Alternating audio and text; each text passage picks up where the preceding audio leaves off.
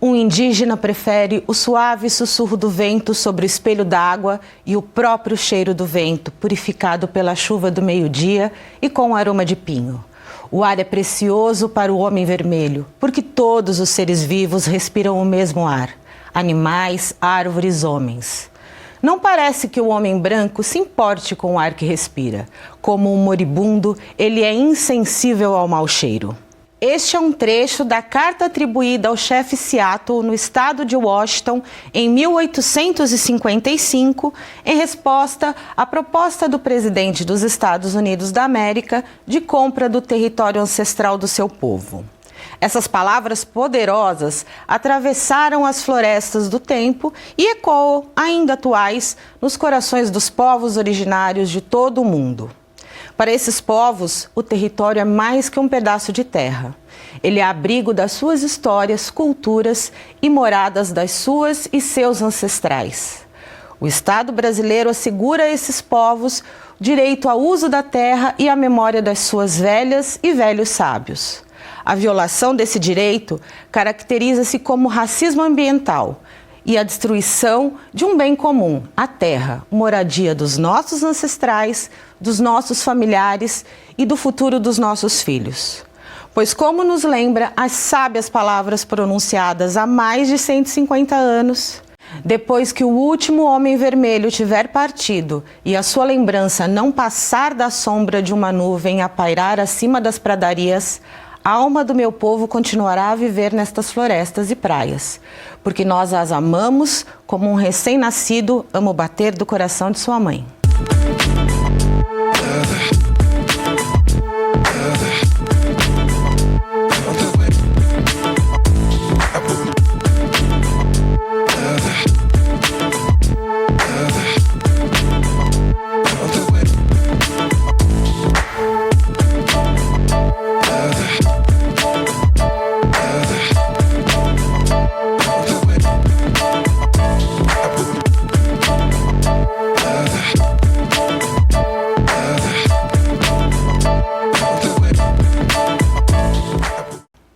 Olá, sejam bem-vindas e bem-vindos a mais uma edição do Educando para a Diversidade. Isso é um espaço de diálogo para que a gente possa pensar como pode colaborar na construção de uma sociedade mais equânime. E tem o apoio do convênio Unesp Santander. Hoje nós vamos falar de danos ambientais a que estão sujeitas as populações mais vulneráveis. Povos que vivem ameaçados por risco de desabamento, pela contaminação, por rejeitos tóxicos, pela consequência do agronegócio. Uma infinidade de situações que evidenciam o racismo ambiental. Esse é o nosso tema de hoje. E para nos ajudar nessa conversa, nós recebemos aqui o João Vicente Cofani Nunes, que é biólogo e professor na Unesp de Registro. Também está aqui com a gente o Tiago Oliveira, que é pedagogo indígena e mestre em antropologia social. E compondo o cenário nessa edição está a obra do artista plástico Gastão Debreix, Lama sobre Lama. E antes de iniciar esse diálogo, eu tenho uma dúvida. Será que as pessoas já ouviram falar do tema racismo ambiental? Vamos dar uma olhadinha? Racismo ambiental? Não que eu me recorde. Sinceramente, não sei te dizer, né?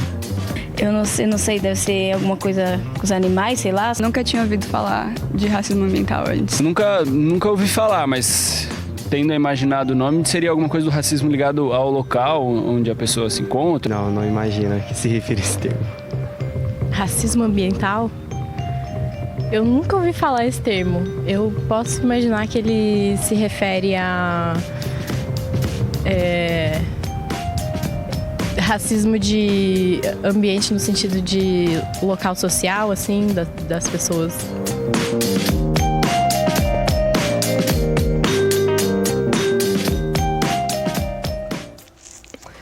Professores, eu acho que seria interessante a gente começar nosso diálogo fazendo um panorama histórico do termo, né? Racismo ambiental, o conceito, né, que a gente viu que não é uma coisa tão comum da gente tratar, embora eu acho que a gente conheça bastante quando vocês forem explicar o que isso significa. Mas ele tem uma origem, né? A primeira vez que ele foi citado foi nos Estados Unidos, né, por um ativista do movimento negro, Benjamin Chaves. E ele traz justamente essa característica, né, de falar um pouco sobre a pessoa e as pessoas interagindo nos seus espaços. Não é isso? Certamente, né? Ainda mais quando pensa em Estados Unidos, a questão de organização social e de etnias é muito mais forte, historicamente, do que aqui no Brasil. Então, para eles foi fácil observar que a falta do aparato público ou até mesmo decisões políticas de situações que eram desagradáveis para outras comunidades eram direcionadas para aquela comunidade negra. E daí a questão de falar, nós somos uma comunidade negra, já sofremos uma série de pressões e agora também estão sofrendo pressão ambiental. Daí a questão violências, entre elas, mais essa. Daí a questão do racismo ambiental dentro desse contexto muito evidente que tem, né, na sociedade norte-americana e que também dá para se discutir em relação ao Brasil, né? Nos Estados Unidos, recentemente, por interesse em terras indígenas, o governo queria passar um oleoduto para explorar aquele local em detrimento da organização daqueles povos ali, né? Então, uma pressão muito forte, né, que nasceu nesse contexto e tem vindo para os outros países, assim como no Brasil, né? Mas aí eu vou até trazer aqui vou citar uma fala do Benjamin Chaves, que acho que está ligado um pouco nisso aí que você trouxe. Ele diz assim que, abre aspas, né? À medida que a luta contra o racismo ambiental nos Estados Unidos fosse bem sucedida, os países pobres se tornariam depositário das grandes cargas de rejeitos tóxicos oriundo de indústrias e outras atividades poluentes, né? Então, acho que assim, se tem o interesse, consegue criar uma situação favorável de passar oleoduto, de trazer todos esses aparatos, né? Isso tem um reflexo e traz aqui pra gente, olha, isso vai acontecer aqui, só que o reflexo nos outros países vai, como no Brasil, né? Sim. É interessante nesse contexto, quando pensa em país e não mais na comunidade, é que surge um outro patamar de interpretação, que para mim fica muito claro, no sentido que você tem o termo injustiça ambiental e o termo racismo ambiental. Então, a justiça ambiental, ela pode ocorrer para uma comunidade que não esteja caracterizada por uma etnia, então você tem uma mescla de representações ali, mas você pode ocorrer também entre países. Então, um país que tem um poderio econômico muito forte, os seus dejetos da indústria, os seus dejetos que eles falam, olha, a gente não quer deixar isso no nosso país que vai estar poluindo o ambiente. Então, vamos dar para um país que tem deficiência econômica, que não tem uma estrutura política tão forte, não tem legislações ambientais tão fortes. Então, exporta os dejetos para outros países. E isso é muito comum e já ocorreu tanto aqui para o Brasil, como a Argentina, para o continente africano. Então, você tem uma exportação de dejetos para países, e aí seria o caso de uma injustiça ambiental. Eles tiram a responsabilidade de cuidar do seu dejeto e passam esse custo, esse passivo, para outro. E aí você tem isso em países que estão mais vulneráveis às desigualdades sociais, estão com seus direitos mais violados, né? Essa seria a saída mais próxima que eles encontram, não é isso? Assim como ele citou a África, esses dejetos, né, esses rejeitos, principalmente da área de tecnologia, computadores, e esses países em vulnerabilidade se tornam um depositório de rejeitos dos países mais ricos, né? Sim. E as iniciativas são pequenas, né? Então, inclusive, um professor na África, eles estavam desenvolvendo um rastreamento dessas grandes indústrias, né, das grandes marcas, para poder entrar com um processo, né, para localizar, mapear esses responsáveis, né? Então, são iniciativas ainda que tá iniciando, né? Não tem uma repercussão tão grande, né? Então, e aí nós estaríamos falando de algumas iniciativas que abrem caminho para o que a gente pode chamar de uma justiça ambiental? Sim. Como a gente pensa na justiça ambiental nesse sentido? Levando em consideração todo esse histórico, uma estrutura que pensa, política que pensa o rejeito dos seus dejetos. A questão de organização social é fundamental no processo de reivindicar os seus direitos. Ou, nesse contexto, você pode bloquear alguma futura injustiça ambiental, nesse caso, ou procurar minimizar ou cessar uma que esteja ocorrendo. Então, além de ter organização social, você também precisa ter aparato jurídico, porque senão vai ser um diálogo que você não tem respaldo legal para a sua defesa. Então, o arcabouço jurídico ser aprimorado nesse contexto é fundamental para que se dê condições iguais, né, que a justiça de fato seja cega, independente dos grupos sociais, das etnias e das regiões em que isso está ocorrendo. E aí você tem que pensar tanto em nível nacional como internacional. Né? Então, é um processo complexo, mas que, como o Thiago já comentou, tem iniciativas que estão ocorrendo e essas iniciativas são fundamentais para que possa gerar outras e dar sustentação para reivindicações melhor pautadas e mais amadurecidas.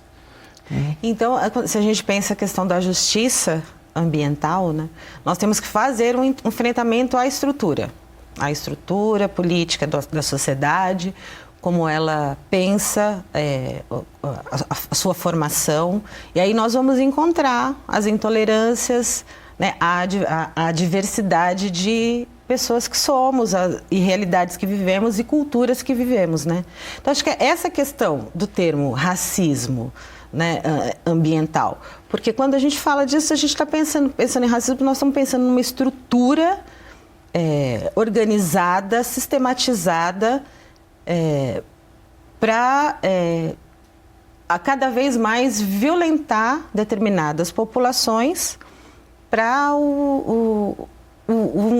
um extermínio dela, eu poderia dizer, né? Quando eu estou pensando em racismo, eu estou pensando nisso. Aí eu traria um pouco da questão do racismo ambiental, fazendo essa reflexão, né, Thiago?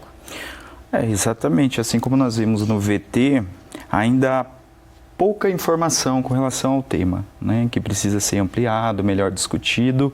E como fazer isso, né? Como fazer isso? Talvez as grandes mídias não tenham dado tal espaço para isso, né? Eu não sei se é de interesse no momento, mas assim, eu acho que precisa ser disseminado esse conceito, ser discutido nas escolas, assim como nós vimos nesses alunos, né? Sim. A escola, eu acredito que é o espaço para a discussão desse tema. Assim como a gente estava dizendo, talvez não se sentimos confortável, né, com a expressão ou o conceito de racismo, né? Mas assim, eu acredito que acaba abrangendo todos, né? Todos da sociedade, todas as pessoas, né? Como elas não têm ainda essa ideia qual é o significado dessa expressão, a gente vai ter que lidar com isso de uma forma que eles também possam entender desde o seu conceito, desde o seu nome, né? Racismo ambiental, o que isso significa? Começa por aí, eu acho que a escola é o caminho, né? Até aproveitando que o Thiago comentou, que não é formação como biólogo, eu comento que a palavra raça é muito delicada e complicada de ser usada. Então, porque você passa de um conceito que você tem a espécie e você pode ter categorias, subdivisões abaixo de espécie. E uma delas seria raça. Então, na zoologia mesmo, então não se usa mais o termo raça, usa subespécie. E não que seja inferior. São características regionais, características morfológicas, né? Mas a espécie humana, ela não tem diferenças genéticas que dê para categorizar grupos abaixo de espécie. Então, não importa a etnia, a diferença genética é muito pequena. Então, na espécie humana não existe raças. Então, o conceito de raça tem o racismo, o termo racismo, tem um aporte político, histórico, extremamente importante. né? Mas biologicamente, né, é problemático falar, existe a raça negra, a raça tupi, a raça... É isso que a luta antirracista vem tentando Exato, então brigar, né? Provar. Isso é inadequado ser usado. O que nós temos nas espécies humanas são etnias, que têm características culturais, né, características morfológicas, mas geneticamente somos uma única espécie. Sim, e isso é importante mesmo, e é importante que a gente se construa politicamente para defender, né, uma ideia e compreender que realmente não é do ponto de vista biológico, mas é um discurso político feito para aniquilar, que é o mesmo que traz, né, as questões de você violentar uma população. E eu quero convidar a gente para assistir um VT que traz um pouco disso também que vocês falaram, que o Thiago pontuou, que é a questão dos meios de comunicação e da educação, né, como um espaço de formação. Então agora nós vamos conhecer uma experiência em jornalismo ambiental que trata de um projeto de extensão da Unesp de Bauru. Roda aí.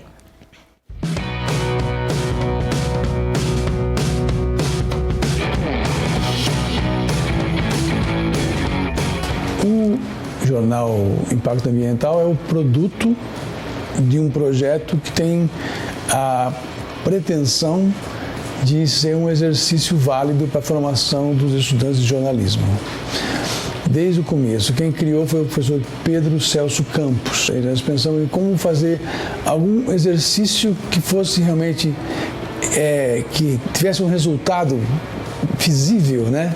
E que fosse bom para a formação, porque que contivesse todas as etapas do fazer jornalístico. A ideia é oferecer um conteúdo em linguagem acessível para o estudante do ensino médio, que acaba sendo acessível a toda a população. A ideia do nosso projeto e do site é tentar mostrar para as pessoas que o tempo todinho a gente está convivendo com o meio ambiente, a gente é meio ambiente. Uma soma de conteúdos, uma soma de matérias jornalísticas interessantes que, ao final, vão fazer o leitor ou a leitora perceberem que eles fazem parte do meio ambiente em cada ação que eles fazem na vida.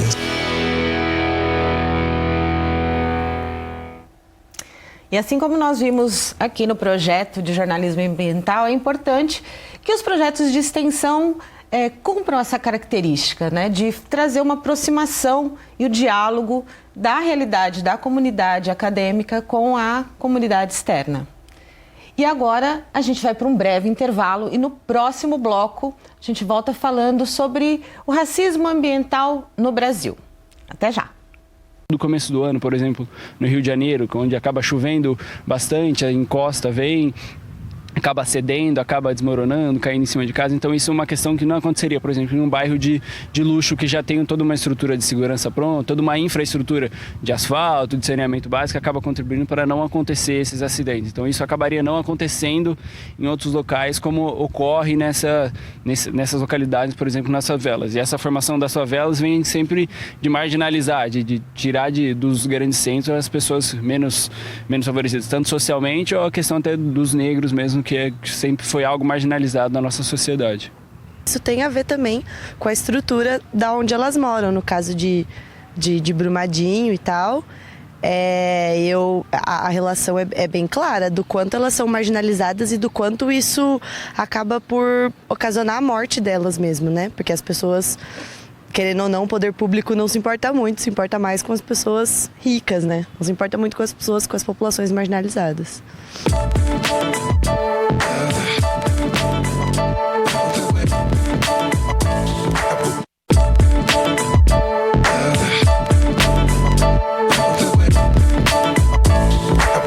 O artigo 225 da Constituição Federal, inciso 4º, diz que cabe ao poder público exigir, na forma da lei, para a instalação de obra ou atividade potencialmente causadora de significativa degradação do meio ambiente, estudo prévio de impacto ambiental, a que se dará publicidade.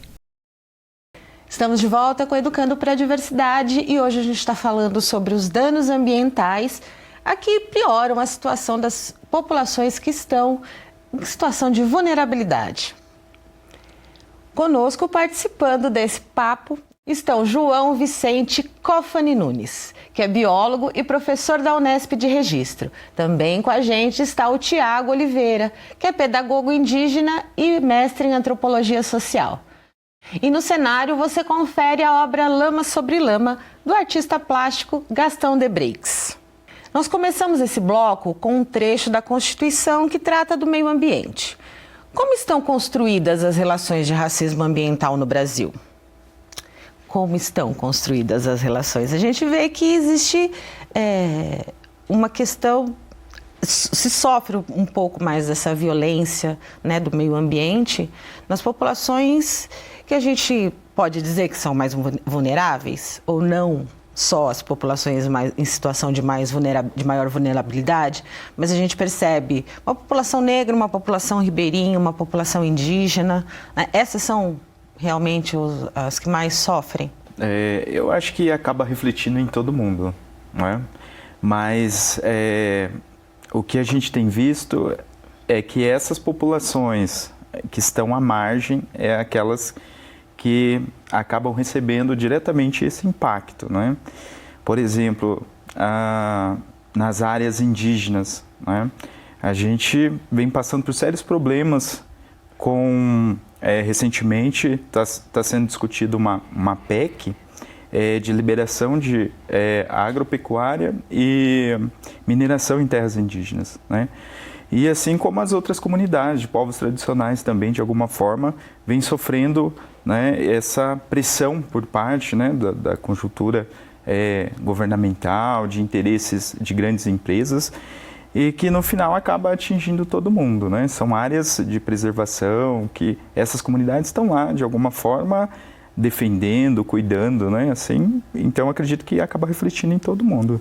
E quando se pensa em poderio econômico, e aí no caso vai depender da região e do produto a ser extraído, e as comunidades vão ser diretamente afetadas. Então, se pensa em mineração, tanto aqui no estado de São Paulo, no Vale do Ribeira, né, exatamente como o Tiago falou, tem terras indígenas, tem unidades de conservação, e você vai flexibilizar a forma de uso desse recurso. Muitas vezes a discussão não entra no nível das comunidades, somente do poder econômico. E aí sim entra uma questão da injustiça ambiental e automaticamente do próprio racismo ambiental, quando a comunidade tem uma etnia muito clara, né, e uma cultura muito bem estabelecida. Então, essa questão da legislação é fundamental para evitar esse tipo de problema, né? Só que, muitas vezes, a flexibilização ou vistas grossas perante isso mostra já um processo de injustiça a partir do próprio sistema. Sim, então, são as desigualdades na execução dos direitos, né? As desigualdades de execução do direito, ou o reforço de uma situação de vulnerabilidade, ou não. Às vezes, assim, aquela comunidade não estava vulnerável. Cria-se a vulnerabilidade a partir da atividade econômica. Dos interesses que estão sendo trabalhados. E eu vou trazer agora, então, um VT que vai dar uma amarradinha nesse comecinho que você falou, né, nessa ideia, com uma próxima questão que a gente vai trazer. Vamos dar uma olhadinha nesse VT.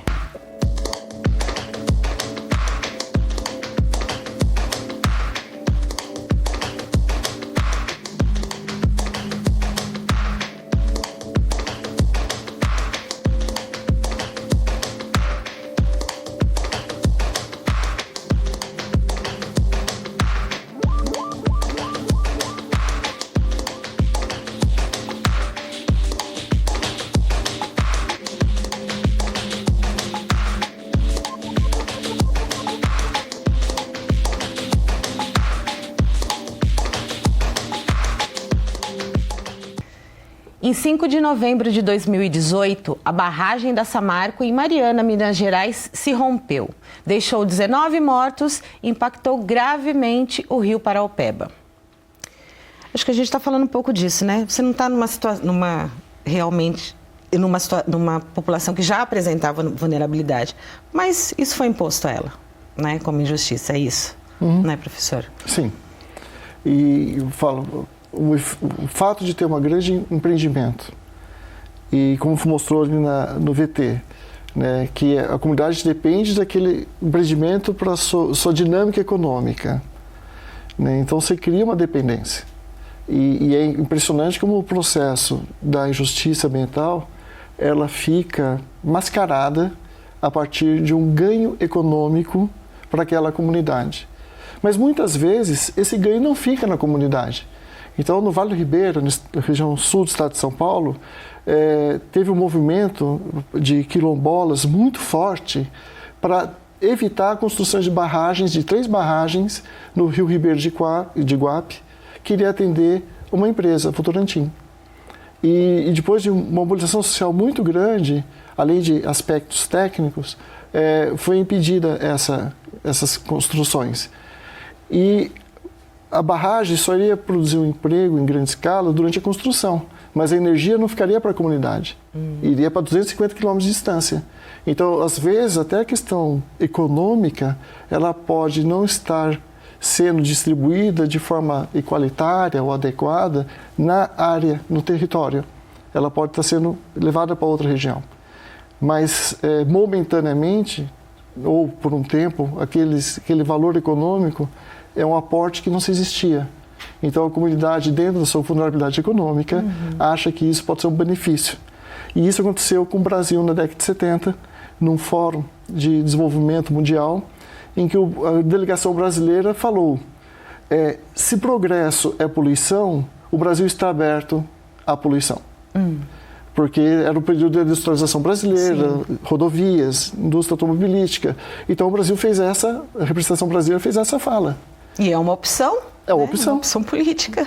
E é problemática a partir de uma vulnerabilidade que existe. Então não se trata de melhorar as qualidades de vida, né? Mas simplesmente vai mascarando por outros filtros. E dentre as opções, né, que a gente precisa estar alerta, tem um outro agravante, né, Tiago, que é a flexibilização das leis ambientais para que espaços como esse se organizem, né? Que geram um risco, né, ambiental. O movimento indígena a nível nacional vem batendo muito forte, né, em cima, fazendo frente, né, a flexibilização dessas leis, né, como eu disse, tem a PEC 187, que ela já passou na CCJ.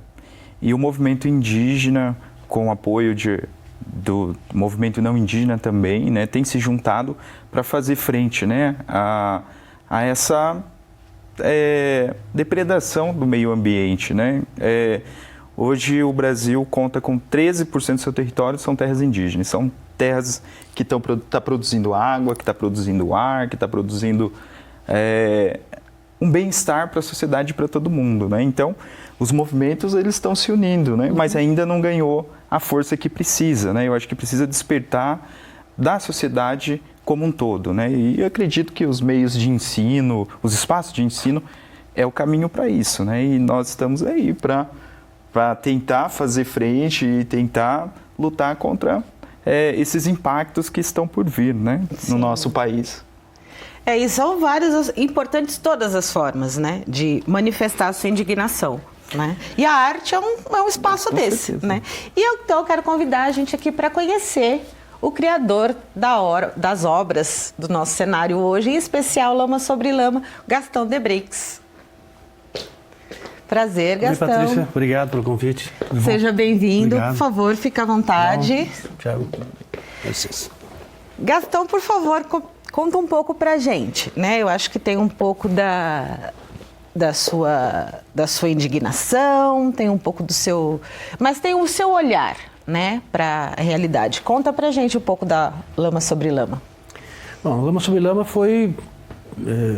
Eu, como artista plástico, né, eu não sou um artista muito engajado, vamos dizer assim, né, como os artistas dos anos 60, 70, né, mas incomodou todo mundo esse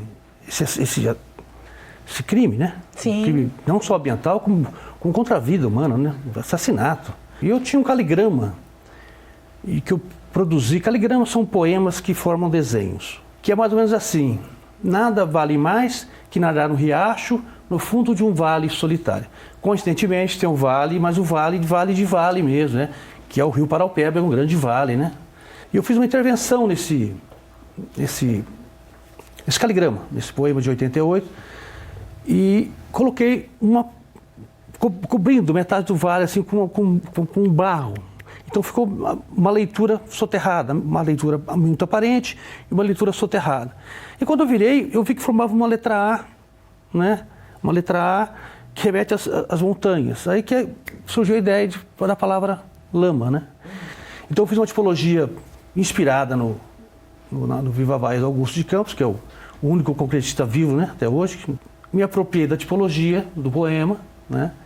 E fiz a palavra lama, né, que é o meia montanha, o A é uma montanha, o M virou um vale e o A virou outra montanha. Então essa é a leitura que eu faço desse poema, minha contribuição, né, pela indignação geral, né, da nação. Sim, tem, né, eu acho que todas as formas que a gente consegue manifestar a arte, né, não é uma forma, não é de maneira nenhuma desvinculada da leitura política, né, porque é uma produção humana, né, é uma produção humana a partir da leitura feita de um contexto, né.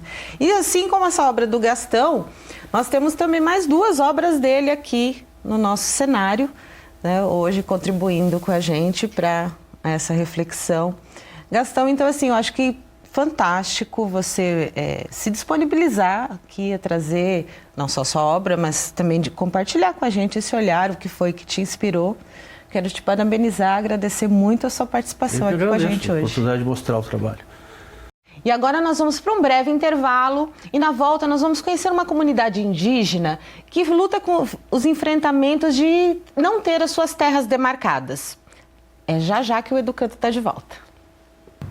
Eu acho que os crimes ambientais que são cometidos, como que aconteceram recentemente, eles são vistos como devido a um descaso do governo, uma marginalização da população mesmo, porque tem uma raiz histórica, eu acho, que do governo não se importar com as populações mais carentes e necessitadas. Despejar as pessoas de um lugar humilde, também acho um descaso total. Eu acho que eles escolhem a área mais humilde porque não tem pessoas que falam, não tem voz. A gente não tem voz, tipo, a gente vai lá e fala é a mesma coisa que nada. Essa questão dos desabamentos como...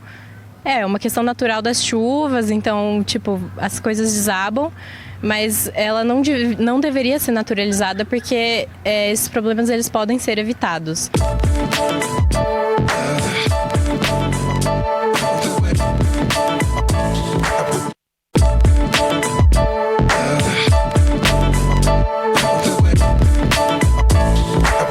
O Educando para a Diversidade está de volta e hoje nós estamos falando sobre racismo ambiental e como ele atinge as populações em estado de maior vulnerabilidade, como os negros, ribeirinhas, populações indígenas, só para a gente citar alguns. E para nos acompanhar nessa reflexão, estão com a gente o João Vicente Cofani Nunes. Ele é biólogo e professor da Unesp de Registro. Também está aqui com a gente o Tiago Oliveira, que ele é pedagogo indígena e mestre em antropologia social. E no nosso cenário você está vendo a obra do Gastão de Breix, é A Lama sobre Lama, inspirada no desastre ambiental de Mariana. Eu quero, para a gente entrar nesse bloco, nós trazer um pouco aquela ideia de, você falou um pouco lá atrás sobre a questão de construção dos oleodutos e tal, então a gente recuperar um pouco da ideia de como é que é isso dentro de uma comunidade tradicional, as diversas intervenções, construções de hidrelétricas, a especulação de um mercado imobiliário, quanto isso afeta, né, a construção da identidade, disso como é, de fato, como é que vocês traduzem a violência contra essa ideia de comunidade tradicional? Para uma comunidade indígena que tem uma área onde ela preserva os recursos naturais, quanto a água, as matas, o solo, e isso gera as especulações, né, os interesses por essas áreas onde tem esses recursos naturais, essas riquezas, né, e acaba que sendo a linha de frente, né, onde isso vai estar sendo afetado diretamente. Então as comunidades indígenas e as comunidades tradicionais acabam sendo atingidas, né, por esses interesses. Da minha comunidade, na área indígena onde eu moro, assim, nós estamos sofrendo pressões, impactos pela monocultura do eucalipto, da laranja, cana-de-açúcar e também da pecuária, né? Há muito tempo. Então, áreas onde o indígena ele busca os recursos para sua subsistência, como a caça, a pesca, materiais para artesanatos, já não existem mais por conta dessas plantações, né, do agronegócio, né? Então, tem afetado diretamente. E no Brasil, né, como na Amazônia, né, que ainda é uma parte do Brasil, né, que recentemente a gente está vendo o que está acontecendo, né? E muito observada pelo mundo, né? Então, assim, ainda não sabemos o que fazer com isso, a nação brasileira, né? Tem desconhecimento até da sua área geográfica, né? Então, como a gente está lidando com isso? Então, os indígenas, assim, por ser uma população pequena, mas está fazendo frente, né?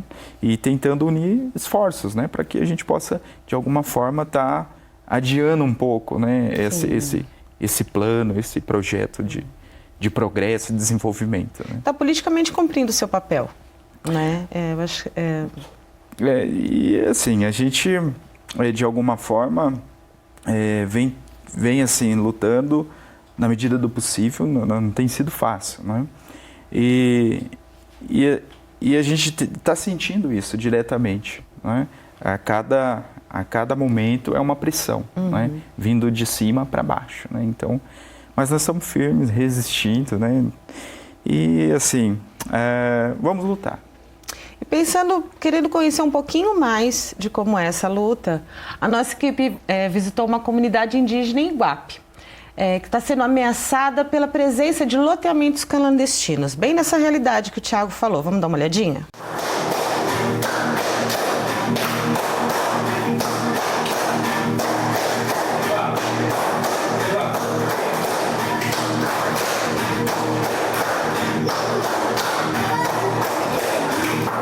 Família mesmo mora aqui 17 e total 78 pessoas. Nossa área não está demarcado ainda, né? E o processo de demarcação é muito demorado, é muito burocrático, que essa área, a maior parte da ocupação é irregular e fala que é terra devoluta quando é do governo, e aí as pessoas que tem a posse dentro dessa área pretendida, tem muitas pessoas que acabam vendendo essa área como se fosse dela. Se esse processo continuar, a gente tem uma série de questão de ameaça com a aglomeração de pessoas vindo morar dentro da área que vai ser demarcada. Isso a gente acha que vai ser um problema muito sério. E futuramente, com a demarcação, essas pessoas vão ter que sair da área se for demarcado. E aí pode trazer uma série de problemas, achando que os índios são culpados por aquilo. Eles falam que a comunidade indígena atrapalha desenvolvimento, entre aspas, né, da maneira como eles pensam, né. Do ano passado, a gente teve uma reunião com o Ministério Público Federal. E aí levamos essa questão de loteamentos irregulares que estava acontecendo em torno da aldeia.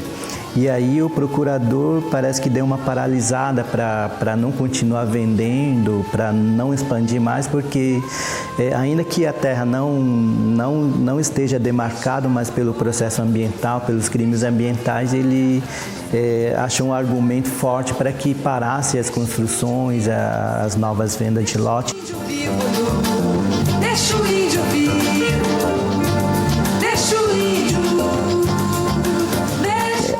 Quando não se tem uma terra demarcada, a gente sabe muito bem que não se pode construir uma escola. A justificativa do governo que quando a área não é demarcada não pode construir banheiro, por exemplo. E aí tem uma questão muito séria também que a gente vive passando por uma realidade muito difícil, e que quando a terra não é demarcada, a gente não pode derrubar um pedacinho de roça que é processado pelo crime ambiental. Aqui na aldeia nós temos água que vem da fonte, mas mesmo assim a água não é tratado, assim. Aqui mesmo não tem saneamento básico mesmo, aqui na aldeia. Nós estamos vivos aqui através do nosso trabalho e artesanato e alguma renda do Bolsa Família também. Porque a nossa escola é bilíngue, né? As crianças têm que falar as duas línguas para manter sempre a cultura viva e com isso é um desejo principal também que a gente tenha que a escola ajude, né, manter a nossa cultura. Eu desejo primeiramente para os meus alunos, eu quero que eles estudem e cheguem no ensino médio e fazem a faculdade, ajuda a liderança e cacique aqui na aldeia.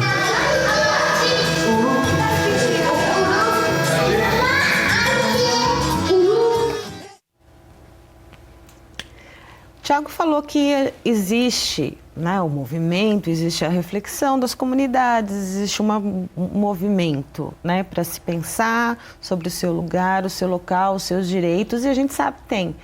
Mas existe um preconceito, né, que pensa, que olha para essa população, eu acho que a mesma sensibilidade que tem a causa, há também uma falácia de que essa população é pouco reivindicativa, né?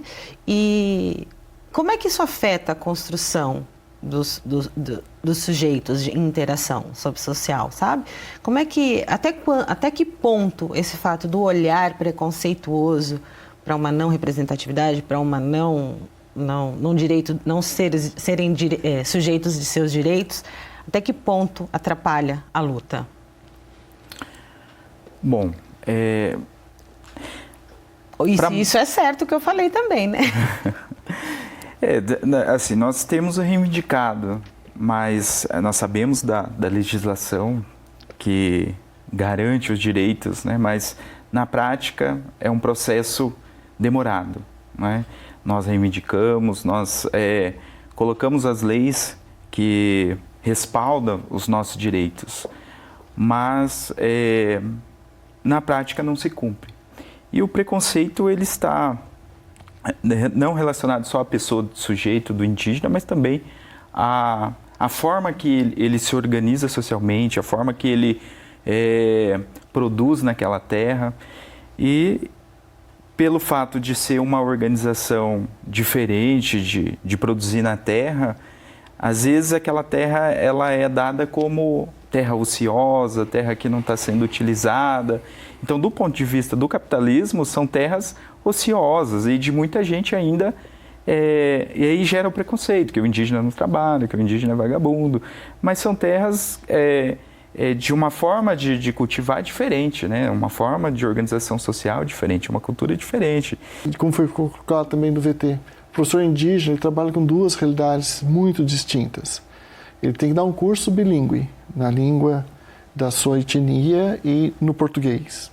Ele tem que trabalhar o programa da escola não indígena e também trabalhar aspectos culturais indígenas. E isso tudo ao mesmo tempo.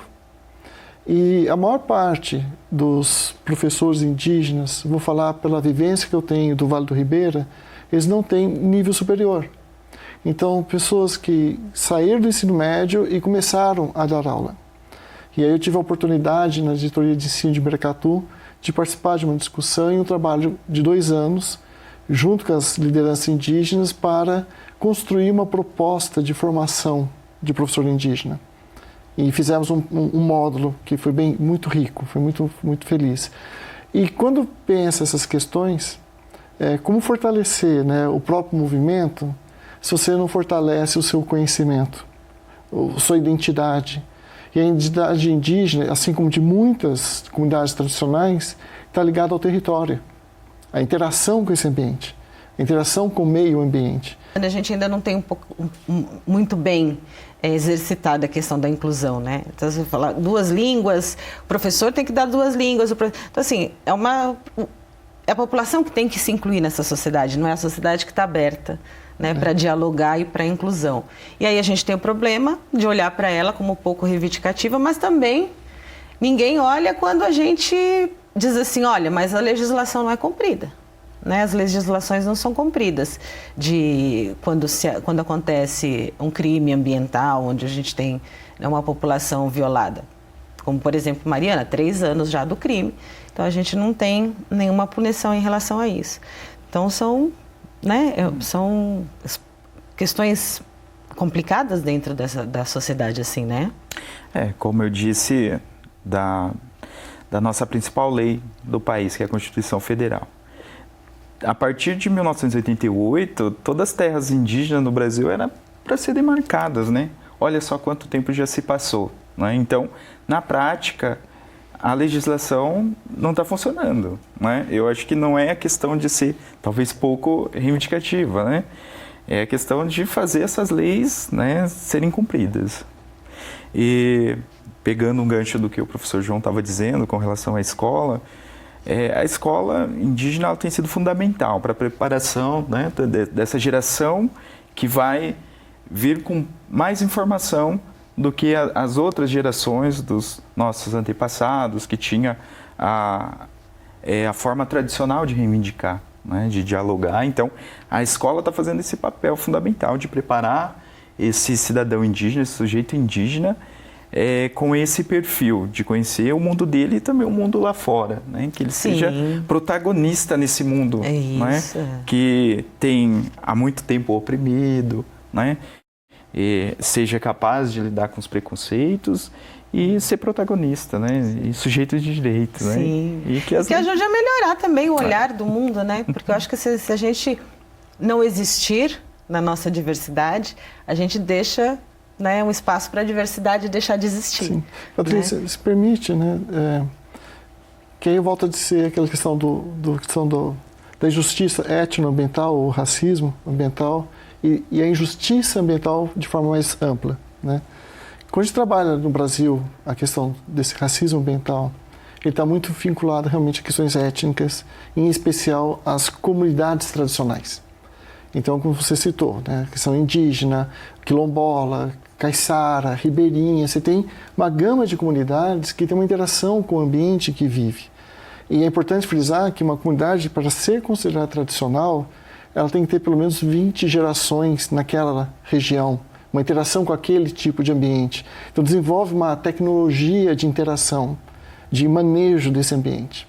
Então, quando você desapropria essa comunidade daquele território, você está tirando parte da alma, que é diferente do setor da injustiça ambiental em área urbana, em que normalmente aquela comunidade que não tem necessariamente a representação de uma etnia, mas também não tem esse nível de interação com aquele espaço, né, de desenvolver uma cultura própria, mas que também sofre pelo desrespeito, pela ausência do poder público.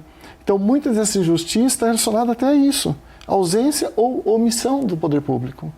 E às vezes até por falta de planejamento adequado. Então, na região do Vale Ribeira, é uma região que é o maior contínuo de Mata Atlântica do país. Entra exatamente isso que o Tiago está falando. Você tem serviços ambientais que essas áreas promovem de produção de água, produção de qualidade atmosférica, reciclagem de nutrientes, polinização e por aí vai. Mas você tem a terra indígena e aí um outro órgão faz uma unidade de conservação integral, ou seja, não pode ter ninguém ali dentro, portanto, e sobrepõe com uma área que já é terra indígena. A partir do momento que ocorre essa sobreposição de duas intenções boas, cria-se um conflito. Então, às vezes, a falta de um planejamento adequado por si só já é um problema, porque cria uma situação de conflito que não existia. Então, o aprimoramento, inclusive, de legislação que tem ocorrido, então, Vale Ribeira, você tem várias unidades de conservação que eram integrais, e agora você tem a questão de mosaicos, para criar dentro dessa unidade, por exemplo, reserva de extrativismo, reserva de desenvolvimento sustentável. Então você tem uma comunidade tradicional ali e você cria uma reserva de desenvolvimento sustentável. Então essa comunidade continua fica no território, respeitando suas relações ambientais e sociais. Ou uma reserva extrativista, porque eles fazem extração do recurso daquele local. Então, quando se cria esse mecanismo de rediscutir o espaço, respeitando essas comunidades, é uma forma de tentar minimizar o problema. Lembrando que a nossa... E se discute não só sobre elas, mas com elas, né? Sim. E aí, sim, é fundamental. A representação da comunidade tem que estar na discussão. E tem que lembrar que a legislação sobre unidades de conservação, o Sistema Nacional de Unidades de Conservação, foi criado em 2000. Antes disso, não existia um planejamento. E aí a gente tem esse olhar, né? É preciso a participação de todas as populações para pensarem sobre o seu local, é preciso da responsabilidade do poder público do Estado, né? É preciso da parceria, se você tem uma intervenção privada. Então, a gente volta lá no começo. Se a gente precisa de um desenvolvimento econômico, ele precisa também ser observado por esses aspectos, né? Para que a gente não sofra mais violências e que a gente não perca o que existe de importante para as comunidades tradicionais e que a gente não coloque em mais condição de vulnerabilidade, né? E assim, essa discussão para a gente assim, é muito importante, é mais um tema que o Educando para a Diversidade não pretende esgotar, mas a nossa ideia é aqui suscitar o debate para que a gente possa trazer e conhecer um pouco mais sobre esses aspectos tão importantes da diversidade. E a gente está no final, mas eu quero agradecer, professora, a sua presença, sua vinda da Unesp, tão longe de Registro. Muito obrigada. Uma honra. Obrigada, Tiago. Eu que agradeço pelo convite, em nome de toda a comunidade, né, poder participar e trazer um pouco, né, da discussão desse tema e tentar ampliar, disseminar, né, eu acho que nos meios acadêmicos e nas escolas, né. Sim. É isso. E muito importante para a gente estar em contato com essa movimentação, né? Porque o Educando para a Diversidade tem o objetivo de contribuir para uma sociedade mais empática. E através desses diálogos que tem o foco na diversidade e na inclusão. No nosso canal no YouTube, você se inscreve e fica por dentro de todo o nosso conteúdo e consegue assistir os episódios já exibidos. A gente se encontra no próximo episódio. Eu espero você. Até lá!